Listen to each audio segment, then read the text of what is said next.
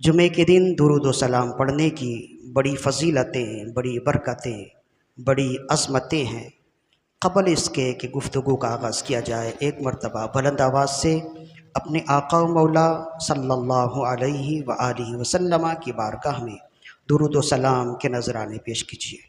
اللہم صلی علی سیدنا و مولانا محمد طب القلوب و دوائہا و عافیت الابدان و شفائہا ونور الابصار وضیائها وروح الارواح وغذائها وعلى آلہ واصحابہ وبارک وسلم۔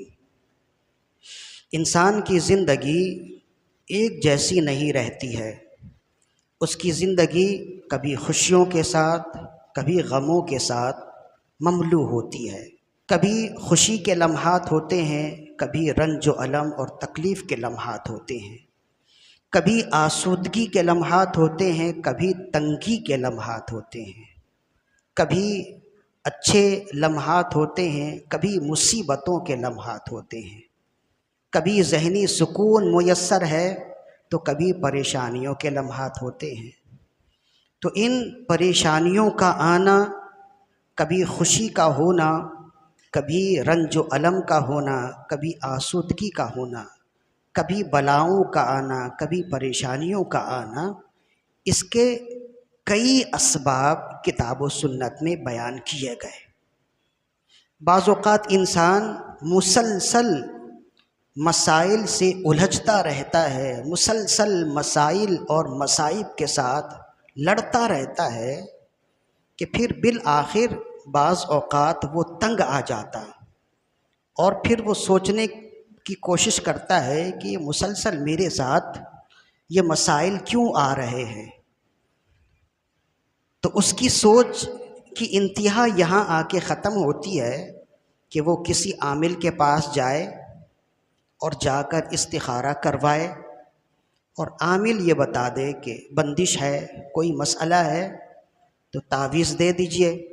تعویذ دینے کے بعد وہ سمجھتا ہے کہ معاملات ختم ہو گئے۔ یعنی ہماری زندگی اور ہماری سوچ اور ہمارے عمل کی انتہا یہی ہے کہ اگر مصائب آ رہے ہیں تو کیوں آ رہے ہیں؟ اس کی ایک ہی وجہ ہے کہ کسی نے بندش کر دی ہے، کوئی شیطانی عمل کیا گیا، یا کسی نے کوئی تعویذ کر دی ہے، تو اب اس کی کاٹ کر لی جائے، اس کا حل کر لیا جائے تو وہ آسان ہو جائے گا۔ چونکہ ہم دین سے دور ہو گئے، قرآن و سنت سے دور ہو گئے، اس وجہ سے ہماری مرکز نگاہ، ہماری نقطۂ نگاہ یہیں تک آ کے ختم ہو جاتی ہے۔ ورنہ قرآن و سنت میں مصائب و آلام آنے کے کئی اسباب بیان کیے گئے۔ ان میں سے ایک تو قدرتی سبب ہے، اور اس کے علاوہ کئی اسباب وہ ہیں جس کا ذکر قرآن و سنت میں کیا گیا۔ قدرتی سبب ایک یہ بیان کیا گیا، جیسے کہ مفسرین نے بیان کیا، بالخصوص حکیم الامت مفتی احمد یار خان نعیمی رحمہ اللہ نے بیان کیا کہ جب اللہ کے نبی حضرت آدم علی نبینا و علیہ الصلاۃ والسلام کی تخلیق کا اللہ تعالیٰ نے ارادہ فرمایا، تو حضرت جبریل امین کو حکم ہوا کہ جبریل جاؤ اور زمین سے ایک مٹھی مٹی اٹھا لاؤ کہ میں اس مٹی سے ایک انسان کی تخلیق کروں۔ تو کہتے حضرت جبریل امین جو فرشتوں کے سردار ہیں، مٹی کی طرف آئے اور آ کر مٹی اٹھانا چاہا، تو مٹی نے کہا کہ مجھ سے کیوں حصہ لے رہے ہو؟ تو کہا یہ اللہ کا حکم ہے، اور اللہ تمہارے ذریعے سے ایک انسان کی تخلیق کرے گا، پھر اس انسان سے سینکڑوں ہزاروں لاکھوں اربوں انسان پیدا فرمائے گا، اور ان میں جو نیک عمل کریں گے انہیں اللہ جنت عطا فرمائے گا، جو بد عمل کریں گے اللہ انہیں دوزخ میں ڈالے گا۔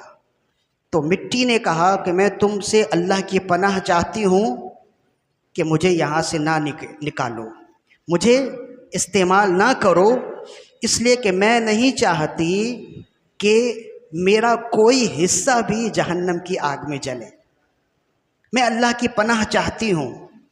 تو جبریل امین کو رحم آ گیا جب اس نے کہا کہ میں اللہ کی پناہ چاہتی ہوں۔ جبریل امین واپس لوٹ گئے، عرض کرنے لگے یا اللہ، میں تیرے حکم کے مطابق مٹی اٹھانے گیا، لیکن جب مٹی نے تیری ہی پناہ چاہی تو میں رک گیا۔ تو اللہ رب العزت نے پھر حضرت اسرافیل علی نبینا و علیہ الصلوۃ والسلام، یہ بھی فرشتوں کے سردار ہیں، 4 فرشتوں میں سے یہ بھی ہیں، انہیں بھیجا کہ تم جاؤ اور جا کر مٹی سے ایک مٹھی مٹی اٹھا لاؤ۔ یہ گئے، مٹی نے ان سے بھی وہی سوال کیا اور انہیں بھی وہی جواب دیا، اور پھر آخر میں کہا میں اللہ کی پناہ چاہتی ہوں، تم مجھے نہ لے جاؤ۔ تو حضرت اسرافیل علیہ السلام بھی لوٹ آئے، عرض کیا یا اللہ، جو تیری پناہ چاہے تو میں کیوں اسے لوں، تیری پناہ میں وہ آئی تو میں نے اسے چھوڑ دیا۔ پھر حضرت میکائیل علیہ السلام کو بھیجا، وہ بھی جب مٹی نے اللہ کی پناہ چاہی وہ بھی رک گئے۔ بالآخر حضرت عزرائیل علیہ السلام کو اللہ نے بھیجا۔ عزرائیل علیہ السلام سے وہی گفتگو ہوئی جب مٹی نے اللہ کی پناہ چاہی اور کہا کہ یا اے عزرائیل رک جاؤ، میں نہیں چاہتی کہ میرا کوئی حصہ جہنم کی آگ میں جلے، میں تم سے اللہ کی پناہ چاہتی ہوں۔ تو حضرت عزرائیل علیہ السلام نے فرمایا تم جس رب کی پناہ چاہ رہی ہو اسی رب کا حکم ہے کہ مٹی لے آؤ، لہذا میں مٹی لیے بغیر تو واپس نہیں جاؤں گا۔ لہذا حضرت عزرائیل علیہ السلام نے مٹی لی، تو کہتے ہیں کہ جب ایک ہاتھ میں ایک مٹھی مٹی اٹھائی تو ایک پرت مٹی کا پورا ان کے ہاتھ میں آ گیا، بالکل جیسے پیاز کا چھلکا ہاتھ میں آ جاتا ہے۔ تو وہ مٹی لے کر اللہ کی بارگاہ میں آئے اور پیش کیا۔ اللہ نے فرمایا کہ اس نے کیا کہا تو بتا دیا، کہا کہ تم نے میرا حکم مانا اور میرے حکم پر ہر ایک بات کو ترجیح دی، اگرچہ پہلو نے جو عمل کیا وہ بھی اچھا تھا، اب تمہارا عمل بھی ہے، لہذا تمہیں ہی اس مٹی سے جو انسان بنایا جائے گا تمہیں ہی ان کی روح نکالنے کا حکم دیا جائے گا، اس لیے کہ تم کسی کی بات سننے والے نہیں، جو کام میں دوں فقط میرا حکم ماننے والے ہو۔ تو یہ تو حضرت عزرائیل علیہ السلام کا تعین ہو گیا، ان کی ڈیوٹی لگا دی گئی۔ کہتے ہیں کہ اب وہ جو مٹی اٹھائی نا انہوں نے، تو ایک پرت مٹی ان کی مٹھی میں آئی، تو رنگ برنگی مٹی تھی اور الگ الگ تاثیر کی مٹی تھی، اس وجہ سے کہتے ہیں کہ اس مٹی سے جب انسان بنے تو وہ رنگ برنگی بنے، کوئی گورا ہے، کوئی مٹیالا ہے، کوئی سفید ہے، کوئی بہت گورا ہے، کوئی بہت کالا ہے، اور پھر مختلف مٹی کی مختلف تاثیر ہوتی ہے، کوئی بھربھری مٹی ہوتی ہے جو پانی کو جذب کر لیتی ہے، کوئی سخت مٹی ہوتی ہے جو پانی کو جذب نہیں کرتی، کوئی ایسی مٹی ہوتی ہے جو اناج اگاتی ہے، کوئی ایسی مٹی ہوتی ہے جو اناج نہیں اگاتی۔ تو یہی اثر انسانوں میں آیا، کوئی ایسا سخت ہوتا ہے کہ بات جذب کر نہیں سکتا، اور کوئی ایسا نرم ہوتا ہے کہ ہر بات جذب کر لیتا ہے، کوئی مٹی ایسی ہوتی ہے جو اناج اگاتی ہے، اسی طرح کوئی انسان ایسا ہوتا ہے جس کی اولاد ہوتی ہے، کوئی مٹی ایسی ہوتی ہے جو بنجر ہوتی ہے، ایسے ہی کوئی انسان ایسا ہوتا ہے جس کی اولاد نہیں ہوتی ہے۔ تو یہ سب تخلیقی طور پر مٹی کے اثر کی وجہ سے ہوتا ہے۔ فرمایا پھر اللہ نے اس مٹی کو گوندنے کے لیے پانی کو حکم دیا، اور وہ پانی 40 دنوں تک برستا رہا۔ اس مٹی کو گوندنے کے لیے 40 برس تک پانی برستا رہا، 39 دنوں تک غموں کا پانی برسا اور 1 دن خوشی کا پانی برسا۔ مفتی احمد یار خان نعیمی رحمہ اللہ فرماتے ہیں اسی وجہ سے انسانوں کی زندگی میں اکثر لمحات تکلیف اور مصیبتوں کے ہوتے ہیں، اور بہت کم لمحات خوشی کے ہوتے ہیں، اس لیے کہ 40 دنوں میں ایک دن خوشی کا پانی آیا اور 39 دنوں تک غموں کا، رنج و الم کا پانی آیا، رنج و الم کی بارش ہوئی۔ آگے واقعہ اور بھی ہے، ہم نے اس واقعے کی طرف جانا نہیں ہے، بس یہاں یہ بتانا تھا کہ انسان کی زندگی میں اکثر مصائب و آلام کے آنے کی ایک بڑی وجہ جو تخلیقی وجہ ہے، جو فطری وجہ ہے، وہ یہ ہے کہ ہمارے خمیر میں رنج و الم زیادہ ہیں۔ ہمیں جس پانی سے گوندھا گیا اس پانی میں تخلیقی طور پر مصائب و آلام کی بارش زیادہ ہوئی ہے، رنج و الم کی آمیزش زیادہ ہوئی ہے، اور خوشی کی بارش ایک بار ہوئی ہے۔ اس لیے انسان کی اکثر زندگی میں خوشی کے لمحات کم ہوتے ہیں، رنج و الم کے لمحات زیادہ ہوتے ہیں۔ تو اب اگر رنج و الم، مصائب و آلام مسلسل آئے نا، تو اس طرف اگر توجہ ہوگی نا، تو آپ کے رنج و الم میں آپ کو تسلی ہوگی کہ یہ فقط میرے ساتھ ہی نہیں ہے، یہ ہر انسان کا معاملہ ہے۔ تو پھر تفکرات سے ذہن خالی ہو جائے گا، تفکرات نہیں آئیں گے، مصائب و آلام جھیلنے کے لیے ایک طاقت آئے گی، آپ کو ایک طرح سے قوت ملے گی، قوت ارادی ملے گی کہ جب یہ فطری عمل اللہ کی جانب سے ہے تو اس سے لڑنے کی طاقت بھی اللہ ہی کی جانب سے ہے۔ اس لیے کہ اللہ نے فرمایا لا یکلف اللہ نفسا الا وسعها لها، اللہ بندے کو اتنی ہی تکلیف دیتا ہے جتنی تکلیف وہ اٹھا پائے، اس سے زیادہ اسے تکلیف نہیں دیتا ہے۔ تو جب یہ رنج و الم اللہ کی جانب سے ہیں تو اٹھانے کی طاقت بھی اللہ کی جانب سے ہے۔ بس یہ دعا کرنی چاہیے کہ ان رنج و الم میں، ان مصائب و آلام میں اللہ ثابت قدمی عطا فرمائے اور رنج و الم کے بادل زندگی سے جلد دور فرمائے، شکوہ و شکایت لب پہ نہ لائے۔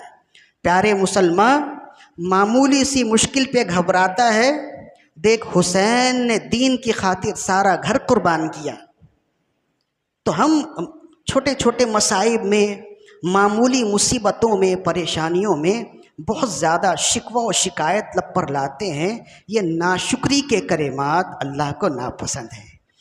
تو رنج و الم اور پریشانیوں کے انسانی زندگی میں مسلسل آنے کا ایک سبب یہ ہے، اور یہ فطری سبب ہے، تخلیقی سبب ہے، قدرتی سبب ہے۔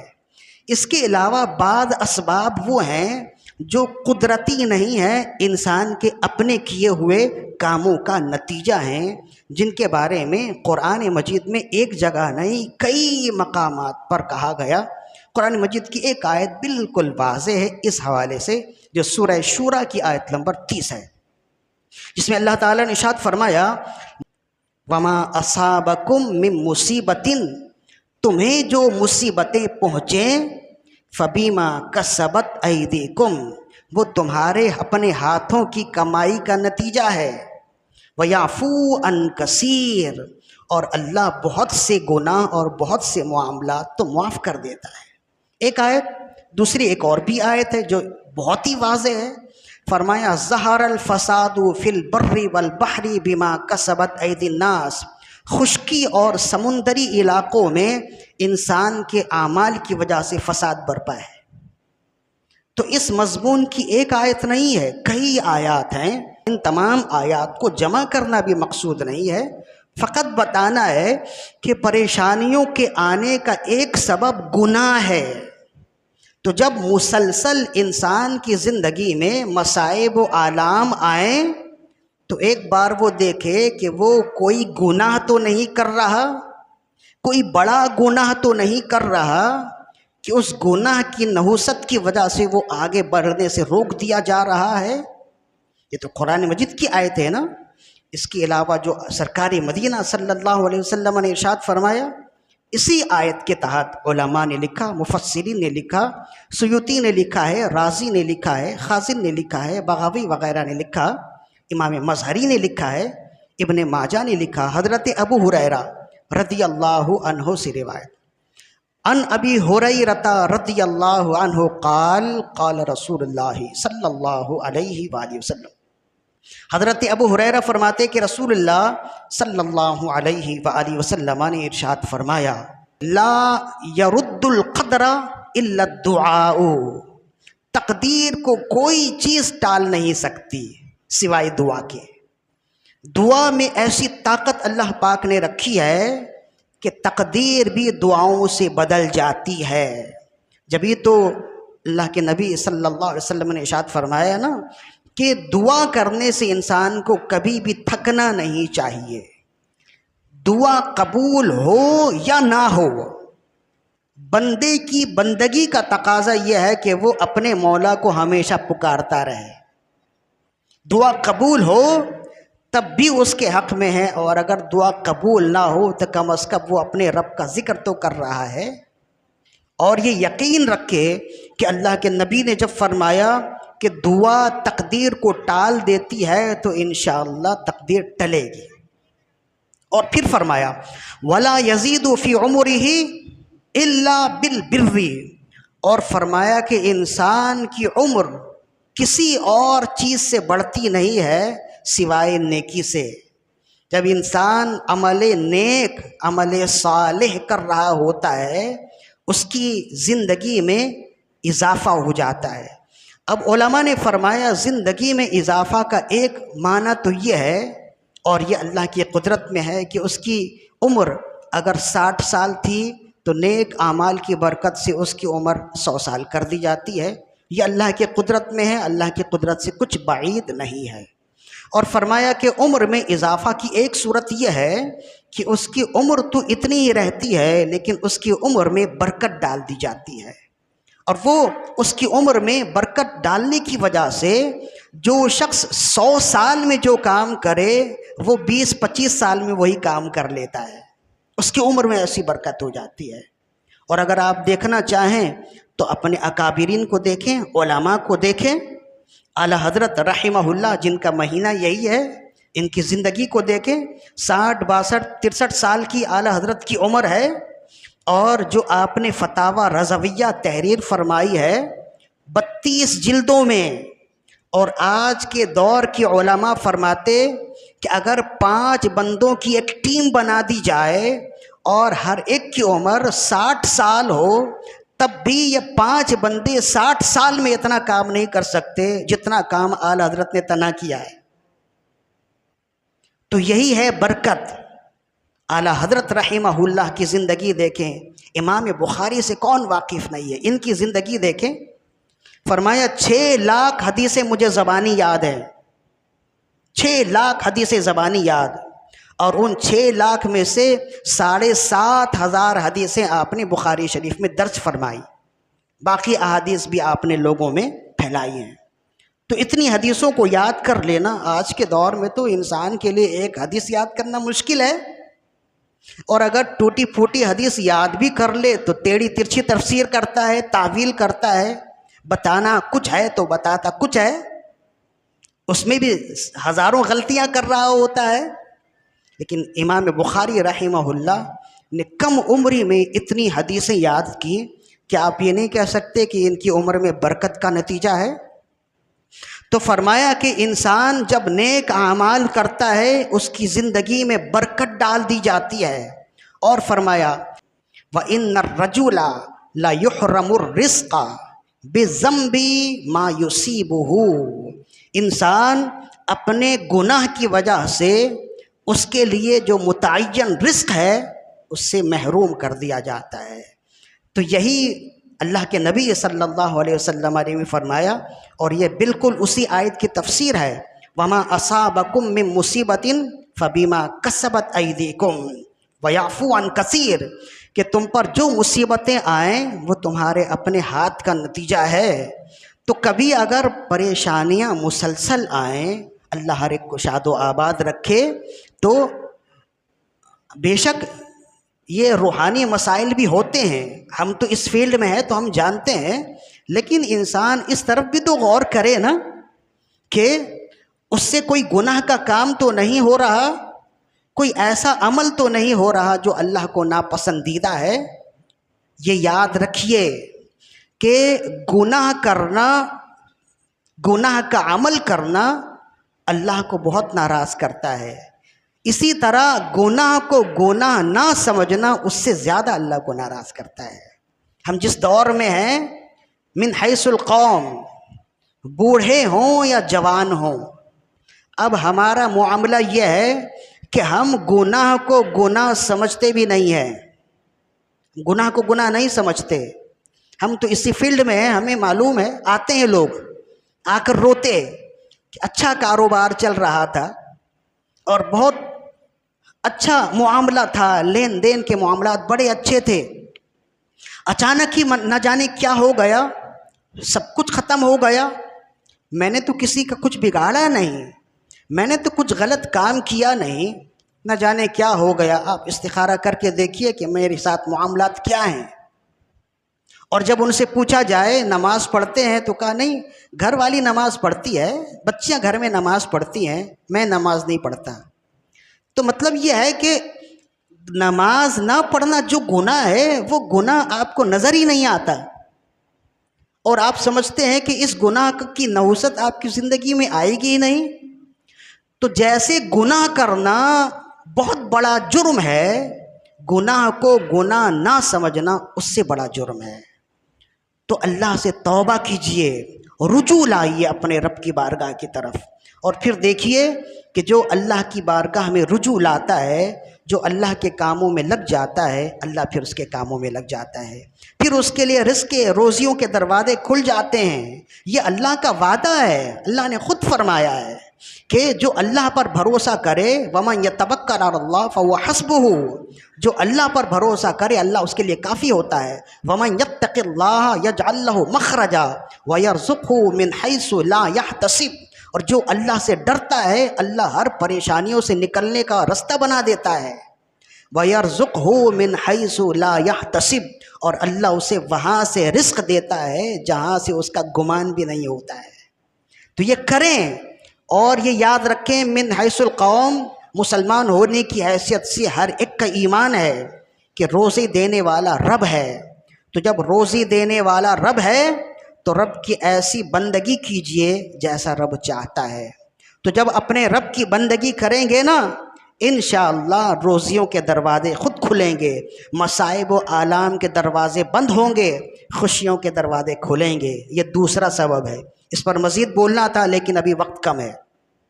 تیسرا سبب یہ ہے جس کو خود آقا نامدار صلی اللہ علیہ وسلم نے ارشاد فرمایا جب انسان صلہ رحمی سے رک جاتا ہے اس کی روزی روک دی جاتی ہے.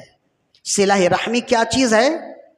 فرمایا صلہ رحمی ہے خاندانی رشتوں کو جوڑے رکھنا، خونی رشتوں کو جوڑنا، اسے صلہ رحمی کہتے ہیں. رحم کہتے ہیں نا، ماں کے پیٹ میں جہاں ہم تھے نا اسے رحم کہتے ہیں. تو اسی سے جو نسل چلی ہے اسے کہتے ہیں رحمی رشتے. بھائی کا رشتہ ہے، بیٹوں کا رشتہ ہے، چاچا کا رشتہ ہے، پھوپھی کا رشتہ ہے. یہ سارے رشتے رحمی رشتے ہیں، خونی رشتے ہیں. یہ سارے رشتے دور کرنے کے لیے نہیں، قریب کرنے کے لیے ہیں. اور پھر اللہ کے نبی صلی اللہ علیہ وسلم نے ارشاد فرمایا کہ صحیح بخاری کی حدیث ہے، فرمایا کہ ان الرحیم شجنۃ من الرحمن، اللہ نے رحم کا نام رحمان سے ہی نکال کے رکھا ہے. جیسے رحمان رحمت کرنے والا، ایسے رحم جہاں ماں کے پیٹ میں ہم رہے اسے بھی رحم کہتے ہیں نا. فرمایا یہ لفظ رحمان سے نکلا، اور اللہ نے فرمایا کہ من وصلکی وصلتہ ومن قطعکی قطعتہ. اللہ نے رحم سے فرمایا کہ میرا وعدہ ہے جو تجھے جوڑے گا میں اسے جوڑوں گا، جو تجھے کاٹے گا میں اسے کاٹوں گا، جو تجھے توڑے گا میں اسے توڑوں گا. اس مضمون کی ایک حدیث نہیں ہے، درجنوں حدیث ابھی بیان کر سکتا ہوں لیکن ابھی وقت نہیں ہے. صحیح بخاری کی حدیث ہے. تو کتنا واضح پیغام ہے کہ جو رحمی رشتوں کو توڑے گا وہ کبھی خوش نہیں رہے گا. ہمارے ہاں اگر 2 پیسے کسی کے پاس زیادہ آ جائے نا، وہ اپنے بھائی بہنوں کو بھول جاتا ہے، ماں باپ کو بھول جاتا ہے، اپنے بچوں کے ساتھ ہی الگ زندگی گزارنا شروع کرتا ہے اور کہتا ہے مجھے اب ان کی ضرورت نہیں ہے. حرام حرام حرام، قطعی حرام ہے. اور یاد رکھیے کوئی اگر یہ سمجھتا ہے کہ اپنے رحمی رشتوں کو توڑ کر وہ خوش رہے گا، کبھی خوش نہیں رہے گا۔ یہ اللہ کا پیغام ہے۔ تو اگر چاہتے ہو رزق میں فراوانی ہو، رزق کی تنگی دور ہو جائے، ان رشتوں کو جوڑو۔ میرے لیے کرنا بھی آسان ہے، بولنا بھی آسان ہے، لیکن میں جانتا ہوں جس معاشرے میں ہم ہیں، اس معاشرے میں بہت مشکل ہو گیا۔ 10 طرح کے خیالات ذہن میں آتے ہیں کہ فلاں بندہ تو فسادی ہے، پھوپھی تو فسادی ہے، اس سے کیسے رشتہ جوڑیں، چاچو تو فسادی ہے، جب گھر میں آئے تو فساد کرتا ہے، ماموں تو فسادی ہے، مامی تو فسادی ہے، فلاں ہے۔ بہت کچھ ہوگا، سب کچھ تمہارے اپنے اعمال کا نتیجہ ہے۔ اللہ نے فرمایا جوڑنا ہے تو جوڑنا ہے۔ کب تک جوڑنا ہے؟ جب تک سانس میں سانس ہے۔ جوڑنے کی کوشش کرتے رہیں، زندگی بھر کوشش کرتے رہیں۔ اور عرض کیا رسول اللہ یہ صلہ رحمی کیا ہے؟ فرمایا یہ صلہ رحمی نہیں ہے کہ جو تمہارے ساتھ اچھا کرے تم بھی اس کے ساتھ اچھا کرو، یہ تو برابری ہے۔ فرمایا صلہ رحمی یہ ہے کہ کوئی تمہارے ساتھ برا کرے تم اس کے ساتھ اچھا کرو، کوئی تم سے توڑنے کی کوشش کرے خونی رشتوں میں سے تم اسے جوڑنے کی کوشش کرتے رہو، یہ صلہ رحمی ہے۔ یہ کیجئے، یہ کبیرہ گناہوں میں سے ہے اور ہمارے معاشرے میں سرایت کر چکا ہے۔ اب نہ جانے کہاں کہاں کے لوگ اپنے ہو گئے اور جو اپنے تھے وہ پرائے ہو رہے ہیں۔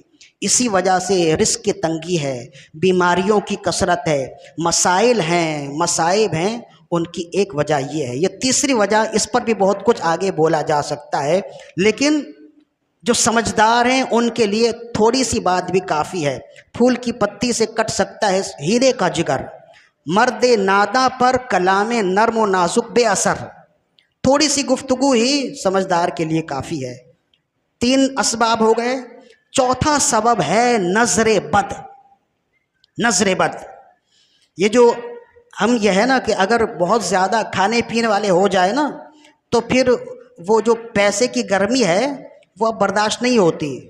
10 طرح کے آپ نے دوست بنا دیے اور جہاں بھی دوستوں کے سامنے آپ بیٹھے آپ نے اپنے پیسوں کی بات، کھانے پینے کی بات، اخراجات کی بات، خرچ کرنے کی بات شروع کر دی کہ میرے لیے تو کوئی مسئلہ نہیں ہے، نئی گاڑی لے لینا، نیا مکان لے لینا، کسی ریسٹورینٹ، مہنگے ریسٹورینٹ میں جا کر فیملی کے ساتھ کھانا کھا لینا، میرے لیے تو کوئی مسئلہ نہیں ہے۔ تو بعض لوگوں کی عادت ہو جاتی ہے، جو نئے پیسے والے ہوئے نا ان کی عادت زیادہ ہو جاتی ہے کہ جب نیا پیسہ دیکھا تو اب اپنی رشتہ داری تو گئی، جو ادھر ادھر کے دوست تھے وہ آ کر جمع ہو گئے۔ اب ان دوستوں کے ساتھ جب آپ بتا رہے ہیں تو ظاہر ہے کہ ہر دوست تو آپ کی طرح مالدار نہیں ہے۔ اب جس کو مال کی تنگی ہے وہ آپ کے مال کو دیکھتا ہے کہ دیکھو یہ تو لاکھوں خرچ کرنے میں لمحہ نہیں لگاتا اور میرے لیے ایک ایک روپے کو جمع کرنا مشکل ہے۔ تو جب وہ یہ سوچتا ہے تو وہ آپ کے پیسوں میں نظر لگا رہا ہوتا ہے، آپ کے مال میں نظر لگا رہا ہوتا ہے، اولاد میں نظر لگا رہا ہوتا ہے، کاروبار میں نظر لگا رہا ہوتا ہے۔ اسی وجہ سے کہا گیا اچھی زندگی چاہتے ہو تو دوستیوں سے دور رہو۔ زیادہ دوستیاں انسان کو برائی کی طرف لے جاتی ہیں، زیادہ دوستی نہ کرو۔ ہاں دوست ہونا بھی ضروری ہے۔ میرے استاد محترم فرماتے تھے کہ دوست بھی ہونا چاہیے لیکن زیادہ نہیں، ایک ہی دوست ہونا چاہیے۔ اللہ نے بھی تو ایک ہی دوست بنایا نا، تم بھی ایک ہی دوست بناؤ۔ اللہ کے نبی نے بھی ایک ہی دوست بنایا۔ تو یہ پیغام ہے ہمارے لیے کہ زیادہ دوستیاں نہ ہو لیکن دوست ہونا بھی ضروری ہے۔ ایسا دوست ہو جس سے آپ اپنے دل کی ہر بات کہہ سکیں، جو غیر مشروط دوست ہو، جس سے آپ اپنے دل کی ہر بات کہہ سکیں، جس کے مال کو آپ اپنے مال کی طرح خرچ کر سکیں۔ ایسا بے تکلف اور غیر مشروط اگر دوست مل جائے خوش قسمتی سے تو اسے اپنے ساتھ رکھ لیجئے۔ ایک دوست، زیادہ دوستیاں اگر کریں گے تو یہ نقصان کا باعث ہوگا۔ اس طرح سے نظر بد لگتی ہے۔ اور آپ جانتے ہیں کہ نظر بد کے علاوہ ابھی جو معاملات چل رہے ہیں، آپ نے دیکھا نا اذان بچہ اغوا ہوا اور پھر 3 دن کے بعد وہ بچہ بازیاب ہوا۔ پھر جب معلوم کیا تو پتہ چلا کہ اس بچے کے باپ کا جو دوست تھا اسی نے اغوا کیا۔ جب اس سے پوچھا گیا تو کہا مجھے پیسوں کی ضرورت تھی اور مجھے معلوم ہے کہ اس کے پاس پیسے ہیں، اس وجہ سے میں نے کہا کہ چلو اس بچے کو اغوا کر لوں تو تاوان طلب کر لوں گا تو میرے بھی ہاتھ سیدھے ہو جائیں گے۔ تو کیا یہ ہمارے لیے نشان عبرت نہیں ہے؟ 22-23 سال کی دوستی ہے، لیکن پیسوں کی خاطر کس طرح لالچ میں بدل گئی، جرائم کی دنیا تک انسان کو لے جاتی ہے۔ یہ ساری چیزیں صرف واقعات نہیں ہوتے، وقت کرتا ہے پرورش برسوں، حادثے ناگہاں نہیں ہوتے، اچانک کوئی حادثہ نہیں ہوتا ہے، وقت کی پرورش ہوتی ہے۔ ہم سمجھتے ہیں اچانک پل ٹوٹ گیا، لیکن اچانک نہیں ٹوٹتا ہے، اس کا ٹوٹنا سالوں سے چل رہا تھا۔ ایسے ہی یہ سارے کام بھی اچانک نہیں ہوتے ہیں، تو ان چیزوں سے ہم نے بچنا ہے۔ اگر اچھی زندگی چاہتے ہیں تو اللہ کی بندگی کیجیے، اگر اچھی زندگی چاہتے ہیں خونی رشتوں کو جوڑنے کی کوشش کیجیے۔ دو باتیں، اگر اچھی زندگی چاہتے ہیں تو نظر بد سے بچنے کی کوشش کیجیے۔ نظر بد سے بچنے کے لیے کیا کرنا ہوگا؟ دوستیاں کم کریں، اور آپ جو کھا رہے ہیں، جو پہن رہے ہیں، جو کما رہے ہیں، کوشش کیجیے دوسرے کو نہ بتائیں۔ کون کس طرح ہے آپ کو معلوم نہیں ہے۔ یہ دور بہت زیادہ پرآشوب دور ہے۔ ہاں کوئی بھی پوچھے کہہ دیجیے اللہ کا شکر ہے، الحمدللہ، بہت سو سے اچھا کھا رہے ہیں، بہت سو اچھا کما رہے ہیں۔ اس طرح سے اگر آپ تھوڑے اپنے جذبات کو قابو میں کر لیں گے نا، بہت سے مسائل سے، بہت سے مصائب سے بچ سکیں گے۔ ورنہ یہ حادثات ہوتے ہیں، ہو رہے ہیں، مسلسل ہو رہے ہیں، تو ہمیں بہت کچھ سکھا بھی رہے ہیں۔ اور خاص کر اپنے نوجوان دوستوں سے، بچوں سے، ساتھیوں سے میں کہتا ہوں، دوستوں سے زیادہ دوستی یاری سے اپنی زندگی کو باز رکھیے، اپنے کام سے کام رکھیے، تعلیم کی جانب توجہ دیجیے، رزق حلال کمانے کی جانب خوب کوشش کیجیے۔ آج کا بچہ جیسے ہی جوان ہو جائے اس پر گھر کی بہت ساری ذمہ داریاں آ جاتی ہیں، والدین کو ان سے بڑا آسرا ہوتا ہے، بڑی تمنا ہوتی ہے، باپ وہ گھس کر بالکل گھس چکا ہوتا ہے۔ جب بچہ 20-25 سال کا ہو جاتا ہے تو باپ کی آرزو ہوتی ہے، تمنا ہوتی ہے، اب یہ میرا بازو بنے گا، گھر کے اخراجات اٹھائے گا۔ تو ایسی صورت میں اگر بچہ لاابالی ہو جائے، اپنی زندگی میں مگن ہو جائے، دوستوں میں وقت گزارے، ماں اگر کہے تو ماں کو ڈانٹ دے، باپ اگر کہے تو باپ پر چڑھنے لگ جائے، تو پھر والدین اپنی عزت بچاتے ہیں، پھر بچے کو اس کی راہ پر چھوڑ دیتے ہیں اور وہ دوسری راہ پر چلا جاتا ہے۔ اور ان تمام باتوں کا اصل سبب کیا ہے؟ دین سے دوری ہے۔ دین سے جڑیے، یہ اچھی طرح یاد رکھیے، مسجد کو آباد رکھیے، مسجد کی طرف آئیے۔ جس جگہ آپ نے آخر میں آنا ہے وہیں سے آنا جانا ہم اپنی زندگی میں ہمیشہ رکھیے۔ مسجدوں کو آباد رکھیے، اللہ کا فرمان ہے، اللہ کے رسول کا فرمان ہے نا، جو مسجد کو آباد کرے گا اللہ اس کے گھر کو آباد کرے گا۔ یہ چھوٹی چھوٹی جو باتیں ہیں نا، ان باتوں کو اپنی زندگی میں رکھیے اور پھر ان باتوں پر عمل کریں، اور پھر دیکھیے کہ اللہ کیسی برکتیں عطا فرماتا ہے۔ اللہ تعالیٰ سے دعا ہے کہ ہماری آج کی حاضری اپنی بارگاہ میں قبول و مقبول فرمائے۔ وما علینا الا البلاغ المبین۔